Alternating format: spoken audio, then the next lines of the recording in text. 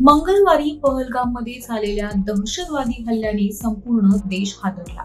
या हल्ल्यात धर्माची विचारणा करून अनेक पर्यटकांवर गोळी झाडण्यात आली। यामध्ये 26 निष्पाप पर्यटकांचा जीव गेला।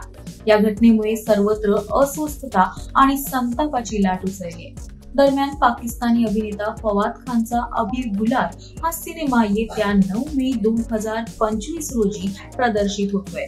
हा सिनेमा भारतात बॅन करण्याची मागणी जोरावर होती आणि अखेर आता हा सिनेमा देशात प्रदर्शित न करण्याचा निर्णय घेण्यात आलाय। या सिनेमाच्या माध्यमातून पाकिस्तानी अभिनेता फवाद खान पुन्हा एकदा बॉलिवूडमध्ये कमबॅक करताना दिसतोय। यापूर्वी तो सोनम कपूर सोबत खूबसूरत या सिनेमात झळकला होता।